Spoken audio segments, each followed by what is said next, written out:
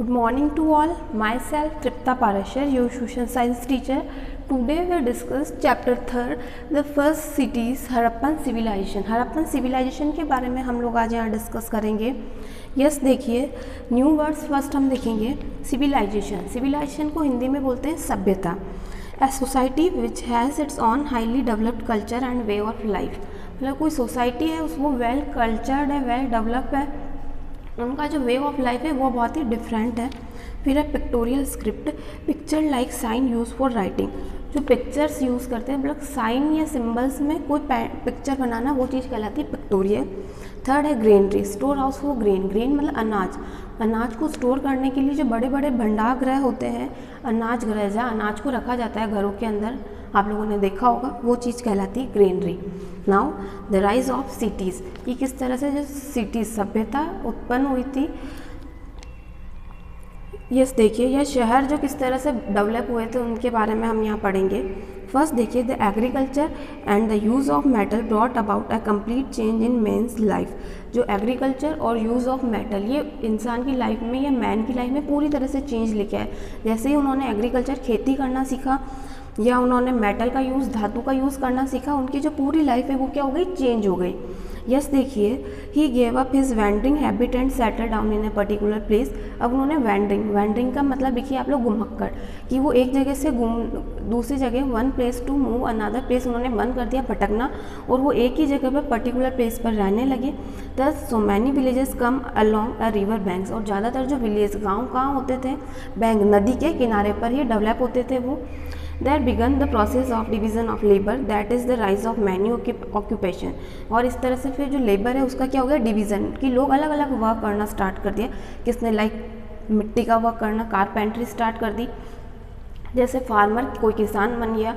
Porters, मिट्टी का काम करना. वीवर्स, बुनकर कपड़े वगैरह बुनने का काम. कारपेंटर, लकड़ी का काम. एंड शू मेकर, शू वगैरह बनाना. इस तरह से डिफरेंट लोगों ने डिफरेंट वर्क करना स्टार्ट कर दिया. फिर देखिए, small market towns and cities के बारे में पढ़ेंगे कि किस तरह से छोटे छोटे मार्केट डेवलप हुए, मार्केट टाउन, कस्बे डेवलप हुए और शहर डेवलप हुए, उनके बारे में. The farmer and the craftsman produce much more than what they needed. तो जो फार्मर थे या क्राफ्टमैन थे, जो अपनी नीड थी उससे वो ज़्यादा प्रोड्यूस करते थे. मतलब जितना उन्हें बनाना है वो उससे थोड़ा ज़्यादा प्रोड्यूस करते थे, क्योंकि वो दूसरों को, उस समय क्या सिस्टम था, बार्टर सिस्टम था. इस वजह से दे देयरफॉर बार्टेड गुड्स. बार्टेड गुड्स मतलब गुड्स के बदले गुड्स एक्सचेंज. आज के टाइम में हम लोग क्या करते हैं, मार्केट जाते हैं तो हमें कोई सामान चाहिए होता था, उसके बदले हम क्या देते हैं, मनी देते हैं. लाइक उसी टाइम पर, उस टाइम में क्या होता था पास्ट में, कि लोग पैसा नहीं देते थे उस सामान के बदले सामान, थिंग्स. लाइक किसी को ग्रेन, अनाज चाहिए और किसी को पोर्ट्स वगैरह चाहिए, तो वो उस पोर्टर को क्या दे देता था, ग्रेन्स, अनाज दे देता, और वो पोर्टर उसे क्या दे देता था, पोर्ट्स वगैरह दे देता है. इस तरह से वो एक्सचेंज करते थे गुड्स का. तो गुड्स का जो एक्सचेंज होता था मनी के थ्रू नहीं होता था. गुड्स, एक सामान से दूसरे सामान को वो लेते थे. ये चीज़ कहलाती है barter system. They exchange their goods for other goods which they needed. मतलब वो अपने सामान को दूसरों के सामान के साथ क्या करते थे, एक्सचेंज करते थे. मतलब जो उन्हें नीड होती थी वो ले लेते थे. फिर देखिए, the farmer and the craftsman began to assemble at a particular place to barter their goods. जो क्राफ्ट्समैन थे वो एक पर्टिकुलर प्लेस पर क्या होते थे, असेंबल, इकट्ठे होते थे, टू बार्टर देयर गुड्स को एक्सचेंज करने के लिए. Such a place was called the market. और वो जगह क्या कहलाती थी, मार्केट कहलाती थी, कि जहाँ पर वो लोग इकट्ठा होकर सामान को एक्सचेंज करते थे, वो चीज़ जगह कहलाती थी मार्केट. आज के टाइम हम भी कहाँ जाते हैं, कोई सामान हमें चाहिए होता है तो मार्केट जाते हैं. Over a period of time this place develop into A market town. और इस तरह से ये जो क्या हुआ, मार्केट टाउन में डेवलप हुआ. Some of the town grew into big cities. और इस तरह से धीरे धीरे जो टाउन, मतलब कस्बे मतलब होता है ना ज़्यादा विलेज है वो, ना ज़्यादा बहुत बड़ी सिटी है, मीडियम है. तो इस तरह से बाद में वो धीरे धीरे किसके अंदर डेवलप हो गए, सिटीज़, बड़े शहरों में डेवलप हो गए. अब हम पढ़ेंगे व्हाट इज़ सिविलाइजेशन. सभ्यता क्या होती है उसके बारे में पढ़ेंगे. Civilization made it start only when man had sufficient quantity of good.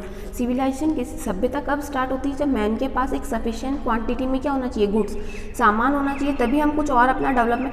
अगर लोगों की जो फूड की नीड है, खाने की नीड है, अगर सेटिस्फाई नहीं होगी तो वो आगे क्या सोचेगा, आगे कुछ भी नहीं सोच पाएगा. तो इसके लिए सिविलाइजेशन के लिए सबसे फर्स्ट जो होना चाहिए वो मैन है, उसकी नीड को सेटिस्फाई होनी चाहिए. He no had enough time to think about the other thing, ताकि उसे दूसरी चीज़ों के बारे में सोचने के लिए क्या मिल पाएगा, टाइम मिल पाएगा, अपने आप को डेवलप करने के लिए टाइम मिल पाएगा। ही thought about the better homes and better clothes, वो अपने बेटर अच्छे घर के बारे में, अच्छे कपड़ों के बारे में सोच पाएगा। He was also learning to read and write, इसके अलावा वो लिखना और पढ़ना सीख पाएगा। Writing was the most significant human invention, जो राइटिंग है सबसे बड़ा ह्यूमन इन्वेंशन, आविष्कार माना जाता है। बहुत अच्छा, अगर सोचो राइटिंग नहीं हो तो कुछ कर सकते। आज आप खुद सोचिए, अगर आपको लिखना या पढ़ना नहीं आता है तो क्या आप कुछ कर पाएंगे? कुछ भी नहीं कर पाएंगे हम लोग। तो ये एक बहुत ही बड़ा इन्वेंशन, इसको एक बहुत बड़ा आविष्कार माना जाता है राइटिंग को। फिर देखिए, he began to use his scientific knowledge to improve farming and trade, और उसके अलावा वो फार्मिंग, खेती करने के लिए, वो ट्रेड बिजनेस करने के लिए क्या साइंटिफिक मेथड वो लोग यूज़ करने लगे। इसके अलावा देखिए, he also thought about life and death, इसके अलावा वो जीवन और मृत्यु के बारे में सोच लेने लगे कि किस तरह से पर्सन की डेथ होती है, किस तरह से उसका बर्थ होता है, इन सब चीज़ों के बारे में वो सोचना स्टार्ट किया उन लोगों ने। फिर देखिए, different societies had different ideas about life and death, अलग अलग सोसाइटीज़ का क्या होता है, अलग अलग आइडियाज़ होते हैं, अलग अलग मान्यताएं होती है कि मृत्यु के बारे में, जन्म के बारे में अलग अलग व्यूज़ होते हैं उन लोगों के। The civilization is a wide term which include many things, civilization क्या एक वाइड टर्म है, बहुत बड़ा टर्म है, उसके अंदर बहुत सारी चीज़ें इंक्लूड होती है। Like comfort of city life, की जो सिटी की लाइफ है उसके अंदर किस तरह से कंफर्ट होता है वो। The development of trade and commerce, की किस तरह से ट्रेड, बिजनेस या कॉमर्स को हमें डेवलप करना है वो। The art of writing and good system of government, इसके अलावा आर्ट ऑफ राइटिंग, लिखने की जो कला है, और इसके अलावा गवर्नमेंट उस सिटी को किस तरह से रन करवा रही है, किस तरह से उस शहर के लिए काम कर रही है, ये सारी चीज़ें आ जाती है उसके अंदर। यस, फिर आप लोग देखेंगे ब्रॉन्ज एज, मतलब ब्रॉन्ज एज का मतलब देखा जाए तो ताम्र युग या ताम्र धातु। The period when people use bronze for tools and weapons is called bronze age, जब पीपल्स किसका यूज़ करने लगे, टूल्स का और वेपन्स मतलब हथियारों का यूज़ करने लगे तो वो चीज़ कहलाती है bronze age. It followed the stone age, इसे स्टोन एज भी बोलते हैं। The discovery of metal was helpful to man in many ways, जो मेटल की जो डिस्कवरी, धातु की डिस्कवरी एक बहुत ही बड़ी चीज़ मैन के लिए अपॉर्चुनिटी मानी जाती है। बहुत सारे अच्छे वेज, इससे बहुत सारे टूल्स, वेपन्स, हथियार लोगों ने बनाए हैं धातु से, ब्रॉन्ज ताम्र धातु। With the help of better tool man could cut down crop tree in much better way, धातु के आविष्कार से या ये जो आयरन टूल बनाने या ब्रॉन्ज टूल की वजह से वो क्रॉप कट मतलब फसल काटना उनके लिए आसान हो गया, ट्री वगैरह काटना आसान हो गया और मच बेटर हुआ में अच्छी तरीके से वो लोग इसका यूज़ करने लगे।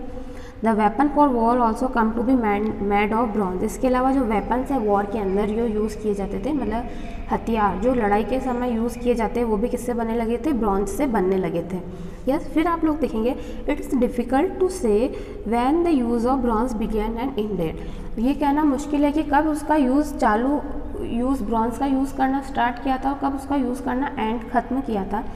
People in some area started using bronze earlier and some in area later, यहाँ ये बोल रहा है कुछ लोगों ने तो ब्रॉन्ज का यूज़ करना बहुत पहले ही स्टार्ट कर दिया था, कुछ लोगों ने यहाँ बोल रहे हैं बहुत बाद में, आखिर में इसका यूज़ करना स्टार्ट किया था। In some places it lasted for long but in some lasted for a short period, कहीं इसका जो लॉन्ग टाइम पीरियड तक हमने ब्रॉन्ज का यूज़ किया था और कहीं पर शॉर्ट टाइम पीरियड के लिए हमने ब्रॉन्ज का यूज़ किया था।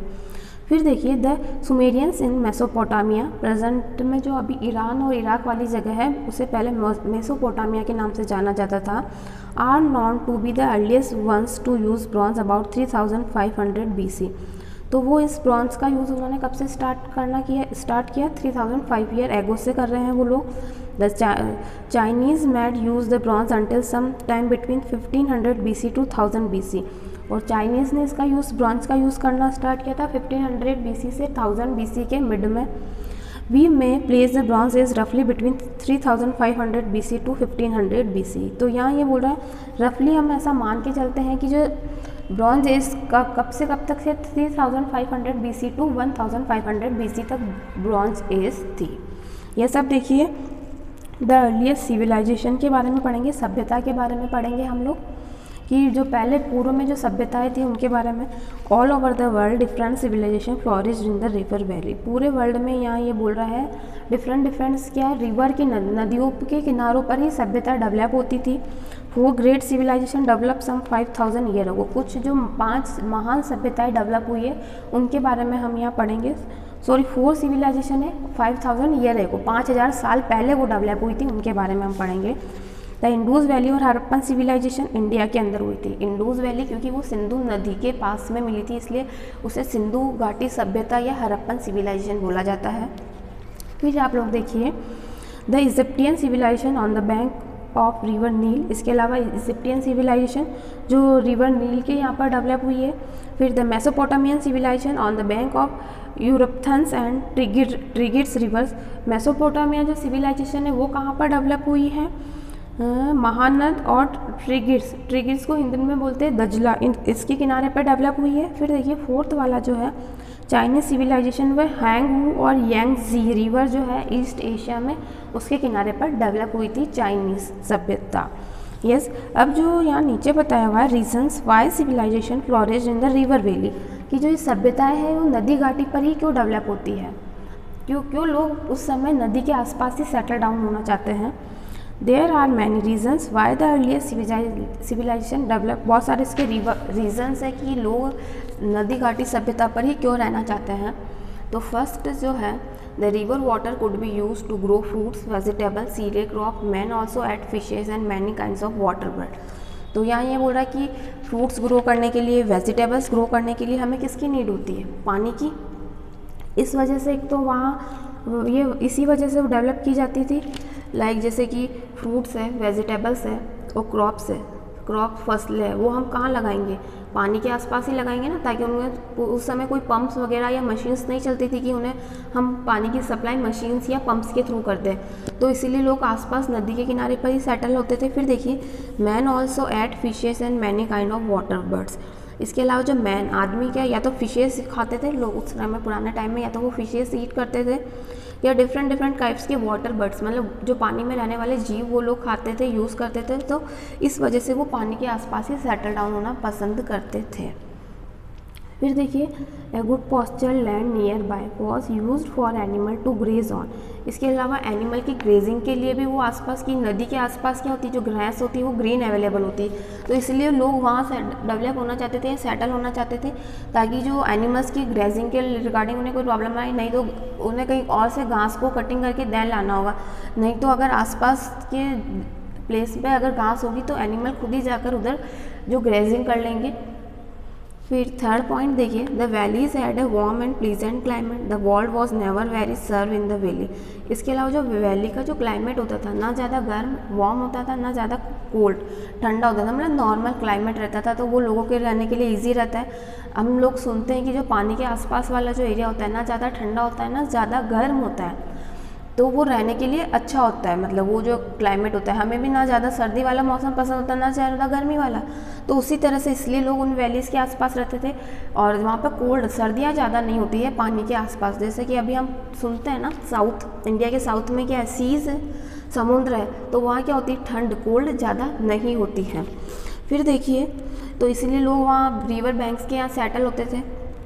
फिर देखिए the rivers provide ready means of communication and transport, there were no long for good road to connect their ancient towns, यहाँ ये बोल रहा है जो रिवर्स है कम्युनिकेशन के लिए भी अच्छी होती थी या ट्रांसपोर्टेशन के लिए। लास्ट पास्ट में हमारे पास कोई रोड ट्रांसपोर्टेशन या रेलवे ट्रांसपोर्टेशन अवेलेबल नहीं था, लोग किसके through one place to another place वो किसके थ्रू मूव करते थे, बोट्स के थ्रू, तो इसीलिए वो आसपास नदी के किनारे पर इसीलिए रहते थे ताकि उनको ट्रांसपोर्टेशन में क्या रहे ईजी रहे, एक जगह से दूसरी जगह मूव करना उन लोगों के लिए क्या रहे सूटेबल और ईजी रहता था।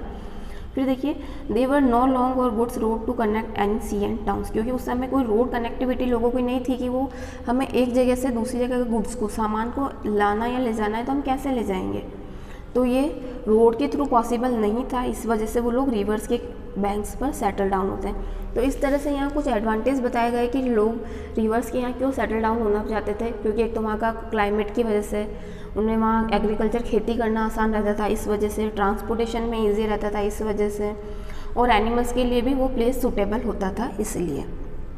नाउ अब हम पढ़ेंगे इंडस वैली सिविलाइजेशन या हड़प्पन कल्चर के बारे में। We shall now have a glimpse of civilization which existed in India some 5000 years ago. यहाँ ये बोल रहा है हमने कुछ झलक देखी कि 5000 साल पहले लोग किस तरह से रहते थे, तो उसी के बारे में हम यहाँ स्टडी करेंगे। In 1921, an Indian archaeologist Dayaram Sahni discover the ruined city of Harappa. जो दयाराम साहनी थे उन्होंने जो डिस्कवर की थी, फाइंड आउट की थी, जो ruins, जो सिटी शहर ख़त्म हो चुका है, हड़प्पा जो शहर ख़त्म हो चुका था या बर्बाद हो चुका था, दब चुका था ज़मीन के अंदर, उसको फाइंड आउट किया था दयाराम साहनी ने। It was situated on the river Ravi in west Punjab. और ये कौन सी नदी के किनारे पर था? रावी नदी के किनारे पर था, वेस्ट पंजाब में। फिर देखिए, in 1922 the ruins of Mohenjodaro were discovered in Larkana district of Sindh by R.D. Banerjee. जो मोहनजोदारो है वो कहाँ मिला है? करंट में जो पाकिस्तान में है, लाकरन एक डिस्ट्रिक्ट है, वहाँ पर मिला है। और उसको किसने फाइंड आउट किया था? R.D. बनर्जी ने। फिर देखिए, as Harappa and Mohenjodaro both belong to the Indus valley, this civilization come to be called the Indus valley civilization. जो हड़प्पा और मोहनजोदारो जो बहुत सिविलाइजेशन जो डेवलप हुई थी वो इंडूस वैली सिविलाइजेशन, मतलब सिंधु नदी घाटी की सभ्यता के आसपास ही डेवलप हुई थी। The city of Harappa was discovered first. सबसे पहले जो कौन सी नदी घाटी सभ्यता डेवलप हुई थी? सिंधु नदी घाटी सभ्यता। So Indus valley civilization is also called the Harappan civilization. इसीलिए इंडूस वैली सिविलाइजेशन को क्या बोलते हैं? सिंधु नदी घाटी सभ्यता या हड़प्पन सिविलाइजेशन भी बोलते हैं। फिर देखिए, the city of Harappa and other cities flourish some 5700 year ago. जो सिटी हड़प्पा है और उसके आसपास के जो सिटीज़ है वो कम 4007 ईयर एगो डेवलप हुई थी या इस्टेब्लिश हुई थी। यस, आप जैसा कि डायग्राम में देख रहे हैं, interior of a house of Harappan culture की हड़प्पन कल्चर के अंदर किस तरह से देखिए घर होते हैं, सीढ़ियाँ दिखाई हुई है, विंडोज़ वगैरह है, आप लोग दे रहे हैं। फिर देखिए, द सेटेडियल एट मोहनजोदारो। सेटेडियल मतलब होता है गढ़। गढ़ मतलब जो ऊपर की, मतलब पहाड़ी वगैरह पर जो बनाया जाता था वो कहलाता है गढ़, जिसके चारों ओर क्या होती है? बाउंड्री होती है, किला वगैरह जो हम देखते हैं वो वाला चीज़ कहलाती है सिटेडियल। तो ये वो अभी तो वो बहुत ही, मतलब उनकी जो सिचुएशन है वो अच्छी नहीं है, मतलब वो टूटे हुए मिले हैं। तो ये उसका पिक्चर दिखाया हुआ मोहनजोदारो की जो सिटेडियल थे उनका। अब आप देखिए, द स्प्रेड ऑफ सिविलाइजेशन। ये सभ्यता किस तरह से फैली थी या किस तरह से डेवलप हुई थी, उसके बारे में हम लोग यहाँ डिस्कस करेंगे। Since 1921 more than 250 sites have been discover. यहाँ बोल रहा है 1921 में 250 से भी ज़्यादा, 250 से भी ज़्यादा साइट्स क्या हुई थी? डेवलप, डिस्कवर, फाइंड आउट की गई थी, मतलब ढूंढी गई थी या मिली थी। 250 से भी ज़्यादा सिविलाइजेशंस मिली थी। Their civilization resemble that of Harappa and Mohenjodaro. और ज़्यादातर जो सिविलाइजेशन थी वो किसके जैसी थी? हड़प्पा और मोहनजोदारो के जैसी ही थी। Such remains were discovered at Lothal in Gujarat. जैसे कि यहाँ उन साइट्स के नाम दिए गए, कौन कौन सी साइट्स मिली हैं? लोथल मिला है गुजरात में, चंदहुदड़ो इन सिंध, सिंध में मिला है Chanhudaro, Kalibangan in Rajasthan, Ropar in Punjab, Alamgirpur in Uttar Pradesh, Banawali in Haryana. The Harappan culture thus spread over large area of Sindh, Baluchistan, Punjab, Haryana, Rajasthan, Gujarat, western Uttar Pradesh. The civilization lasted for about 1000 year. मतलब ये जो सभ्यताएं हैं सारी क्या है? 1000 ईयर है, वो हज़ारों साल पुरानी है। देखिए, गुजरात के अंदर जो मिला है उसका नाम है लोथल। सिंध में जो मिला है, सिंध एक प्रांत का नाम है, उसका नाम है, उस सभ्यता का नाम है चंदहुदड़ो। राजस्थान में जो मिली है सभ्यता उसका नाम है कालीबंगा। और पंजाब में जो मिली है उसका नाम है रोपर। और उत्तर प्रदेश में जो बनी है उसका नाम है आलमगीरपुर। और हरियाणा में जो बनी है उसका नाम है बनवाली। ठीक है, और ये सारी जो हड़प्पन कल्चर फिर कहाँ स्प्रेड? इन सिंधु में, बलूचिस्तान में, पंजाब में, हरियाणा में, सभी दूर पर ये क्या हुआ था? फैला हुआ था। यस, फिर आप लोग ये जो पेज नंबर 24 पर आप लोग मैप जो देख रहे हैं, इसके अंदर जो ऑरेंज कलर के अंदर देखिए दिखाया हुआ है कि कहाँ पर मोहनजोदारो, हड़प्पा था, फैला हुआ था। फिर जो रेड डॉट में जो बताया गया है sites of the Harappan culture, जो हड़प्पन में जो कल्चर है उसकी साइट्स बताई हुई है। फिर जो ब्लैक बाउंड्री है वो प्रेजेंट इंटरनेशनल बाउंड्री, कि प्रेजेंट में इंटरनेशनल बाउंड्री कहाँ है उसके बारे में बताया हुआ है। यस, फिर अब लोग हम नेक्स्ट जो देखेंगे town planning and drainage system, कि वो टाउन, उस समय में वो टाउन की प्लानिंग किस तरह से थी उनकी, उनका ड्रेनेज से मतलब नाली, नालियाँ किस तरह से निकाली हुई थी उन्होंने, उसके बारे में हम लोग यहाँ पढ़ेंगे। People were urban and their cities were planned skillful and divided into two parts। जो पीपल्स जो अर्बन या जो शहरों सिटी में रहते थे उनको टू पार्ट्स में डिवाइड किया हुआ था। The raised part was called citadel and the lower part called lower town. जो रेज पार्ट मतलब ऊपर पहाड़ी वगैरह पर जो बना हुआ था वो तो कहलाता सिटीडियल। सिटीडियल को हिंदी में बोलते हैं गढ़ या किला, और उसके चारों तरफ क्या होती है, बाउंड्री होती है।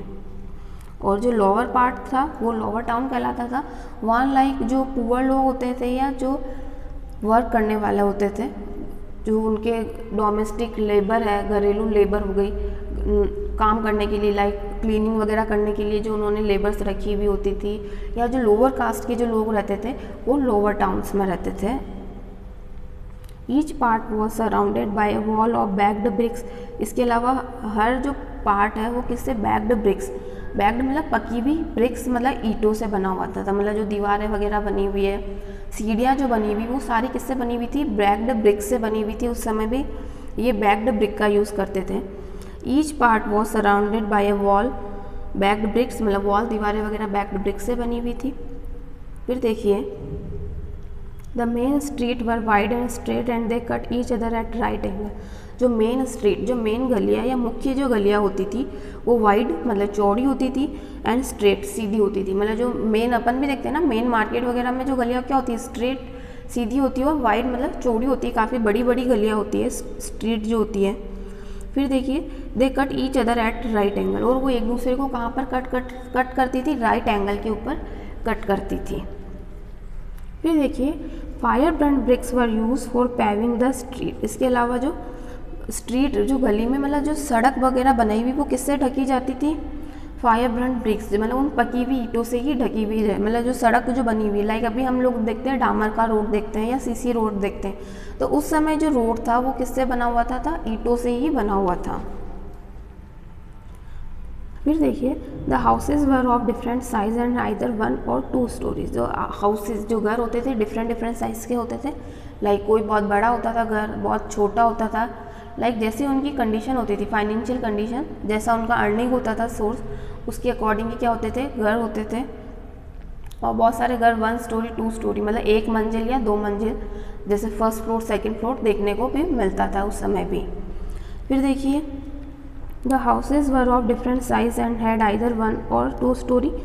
अलग अलग साइज़ के घर होते थे और अलग अलग स्टोरी, 1 मंजिल 2 मंजिल घर हमें देखने को मिलते थे। दे were built on raised platform as a protection against floods. इसके अलावा वो बड़े बड़े प्लेटफॉर्म्स बनाते थे ताकि फ्लड, बाढ़ अगर आए तो बाढ़ के समय बचने के लिए, अपने आप को प्रोटेक्ट करने के लिए, सुरक्षित करने के लिए वो इस तरह से बड़ा सा प्लेटफॉर्म बनाते थे, वो उसके ऊपर रहते थे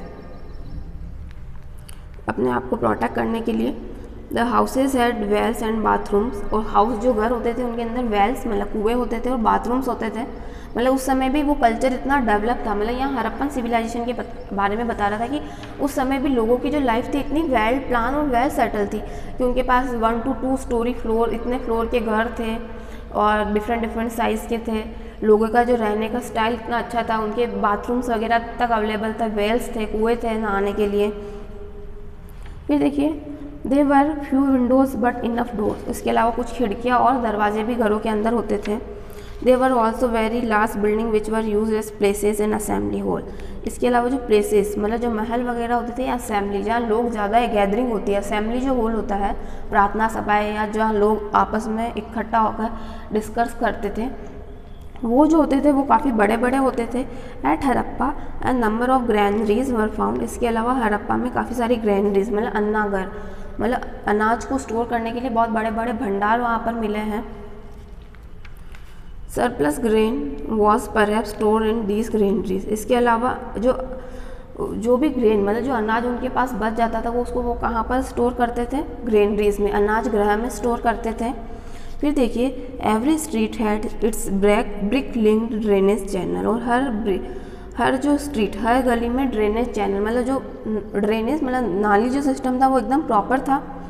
it was connected to the house drains. ये जो मेन जो ड्रेन मतलब जो स्ट्रीट के अंदर से जो मेन ड्रेन निकल रही थी वो हाउस के अंदर से जो छोटी छोटी ड्रेनेज निकल रही थी उनसे कनेक्टेड थी। This drains were properly covered, और उन ड्रेन्स को क्या किया हुआ था, प्रॉपरली कवर किया हुआ था, मतलब ढकी हुई थी। ऐसा नहीं कि वो ओपन ड्रेनेज नहीं थी कि उससे बाहर गंदगी फैल रही है या मच्छर वगैरह जो जर्म्स उससे बाहर आ रहा है या कचरा उनके अंदर जाके जैम हो रही, वो बिल्कुल प्रॉपर ड्रेनेज सिस्टम था। The drain had inspection hole for proper inspection and cleaning, और प्रॉपर क्लीनिंग हो सके और उनका इंस्पेक्शन कर सके, इसलिए उनमें होल भी मतलब थोड़े थोड़े डिस्टेंस पर उनके अंदर होल रखे हुए थे कि उनको चेक कर सके कि ये जो वर्क है ये ड्रेन प्रॉपर वर्क कर रही है या नहीं कर रहे हैं। उसकी क्लीनिंग को, उसको साफ़ सफाई करने के लिए कि लाइक उसके अंदर कोई वेस्ट मटेरियल उसके अंदर फंस गया तो उसकी साफ़ सफाई के लिए भी क्या होता था, होल होता था, ताकि उस होल की हेल्प से हम क्या कर देते थे, वो लोग साफ़ सफाई करते थे। तो यहाँ ये हमें ये दिखाया है कि लाइक पास्ट में भी जो लोगों की जो लाइफ थी वो कितनी वेल सेटल्ड थी, वेल प्लान थी। लोग मतलब एक सिस्टमेटिक लाइफ क्या करते थे, स्पेंड करते थे उस समय भी। और ये सिस्टमेटिक लाइफ तभी स्पेंड कर पाते हैं जब उन्हें फूड के बारे में, कि जब उनकी फूड की जो रिक्वायरमेंट है वो अगर कंप्लीट है तभी वो क्या कर पाएंगे, आगे के बारे में सोच पाएंगे कि अब हमें आगे क्या करना है, फ्यूचर में हमारा क्या डेवलप होना चाहिए। कि हम यहाँ पर हमने देखा है कि जैसे कि ब्रॉन्ज एज की जैसे जैसे उन्होंने तांबे का यूज़ करना स्टार्ट किया तो उनकी लाइफ क्या हो गई, ईजी हो गई। उनके जो टूल्स है, वेपन्स है, वो ज़्यादा क्या हो गए, एक्स्ट्रा ऑर्डिनरी हो गए कि उनसे वो अच्छी कटिंग करने लगे, कटिंग वगैरह है वो आसान हो गई उन लोगों के लिए। तो ये सारी चीज़ें हमें बताती हैं कि जो पास्ट में भी जो लोगों की जो लाइफ है वो कितनी अच्छी थी, वेल सेटल थी, एक सिविलाइज लाइफ वो लोग स्पेंड करते थे। और इसके अलावा हमने यहाँ देखा कि उनके पास अनाज ग्रह होते थे कि बड़े बड़े, ताकि अगर उनके पास कुछ एक्स्ट्रा ग्रेन्स अनाज अगर बच गया है, क्रॉप्स वगैरह है, तो उसको स्टोर करने के लिए भी उनके पास एक प्रॉपर प्लेस था। अदरवाइज बहुत सी बार हम देखते हैं कि अभी भी लोगों के पास इस तरह की फैसिलिटी नहीं अवेलेबल है जैसे फैसिलिटीज़ उन लोगों के पास का क्या थी पास्ट में भी इस तरह की। इसके अलावा वो लोग इतने उनका लाइक एडवांस थे या उनका माइंड वर्क करता था कि किस तरह से हमें पास्ट में भी वो लोग नदियों के किनारे पर ही सेटल होते थे ताकि उनकी लाइफ क्या हो जाए, इजी गोइंग हो जाए। इस वजह से हमने देखा है, तो इस तरह से हमने देखा है कि जो लोगों की जो लाइफ है सिविलाइजेशन के अंदर एक वो पूरी सभ्यता से एक वेल डेवलप लाइफ उन्होंने स्पेंड करते हैं वो पूरे टाइम पीरियड में। तो अभी पार्ट 1 आपका कंप्लीट हो गया है, तो अभी हम पार्ट 1 देखेंगे। Now in next video we discuss part 2। Have a good day, thank you.